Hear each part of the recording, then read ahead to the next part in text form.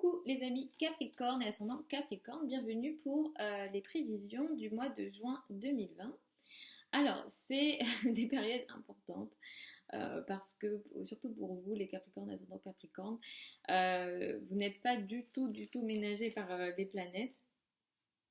Donc, pour ce mois de juin 2020, c'est un mois important astrologiquement puisqu'on est dans un mois d'éclipse. Les mois d'éclipse sont très importants parce qu'on a des énergies très fortes. Les éclipses marquent des changements importants, c'est des changements qu'on sent qu'on doit faire absolument. Donc là, plus on va résister finalement aux énergies des éclipses, moins ça va être facile. Donc il faut aussi regarder ce qu'on nous demande en termes d'énergie ici. Donc, les éclipses, là, ce dont je vais vous parler ici, ça peut ne pas concerner que ce mois-ci. Il se peut que même pour certains d'entre vous, vous l'ayez senti un peu avant les dates d'éclipse. Je vais vous en parler ici, mais voilà, ça s'étale un petit peu et ça marque l'année. J'en ai parlé dans les vidéos à l'année aussi, vous pouvez aller regarder à nouveau si vous le souhaitez. Mais effectivement, c'est des changements importants, je vais vous en parler ici, mais vous pouvez prendre l'énergie et l'étaler à quelques mois avant, quelques mois après. Donc on est en plus en plus de ces énergies d'éclipse, on a aussi des planètes qui rétrogradent. Donc on est clairement dans un mois un petit peu de ralentissement. Donc pour les nouveaux projets, les nouvelles choses très importantes, je ne vais pas recommander des nouveaux projets très importants. Voilà. Vous pouvez effectivement continuer ce qui a été démarré avant, mais pour les nouveaux projets, ça ne va pas être intéressant. Parce que effectivement, on a Vénus qui continue sa rétrogradation, Mercure va rétrograder également le 18 juin jusqu'à mi-juillet, jusqu'au 12 juillet.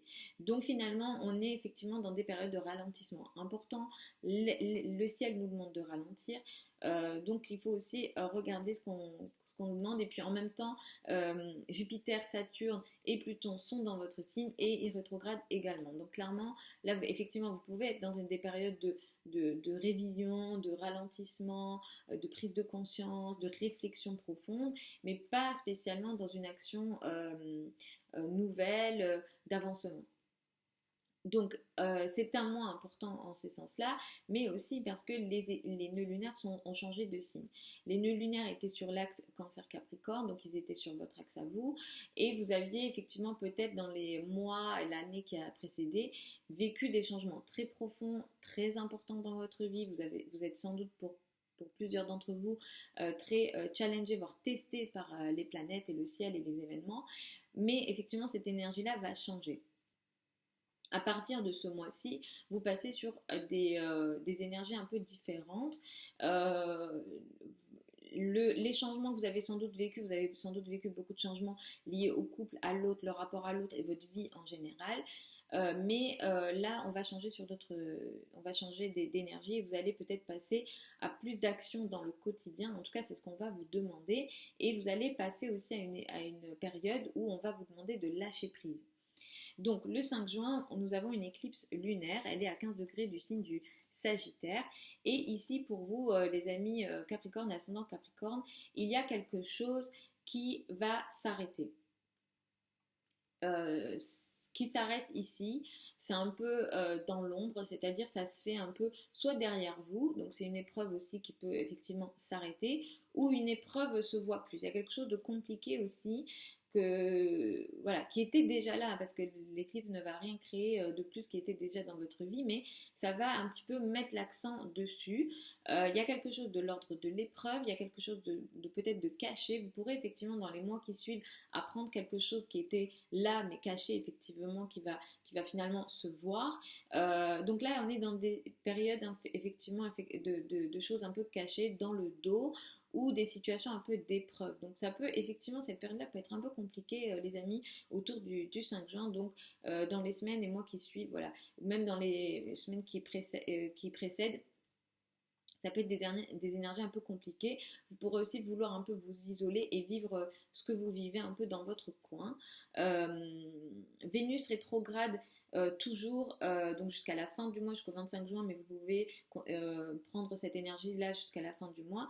Vénus qui rétrograde, vous pourrez avoir quelques complications dans votre vie quotidienne. Attention particulièrement à la santé, parce que Vénus rétrograde en Gémeaux pour vous peut apporter quelques complications dans la santé. Donc vraiment, j'insiste, attention à votre santé les amis. Ne prenez pas de risques dans votre santé parce qu'en plus là c'est en Gémeaux. Le Gémeaux symbolise, c'est l'air, c'est un signe d'air. On est dans des périodes d'épidémie de coronavirus qui passent par l'air. Donc vraiment attention les amis à ça, j'insiste. Jusqu'à la fin juin, attention à ça.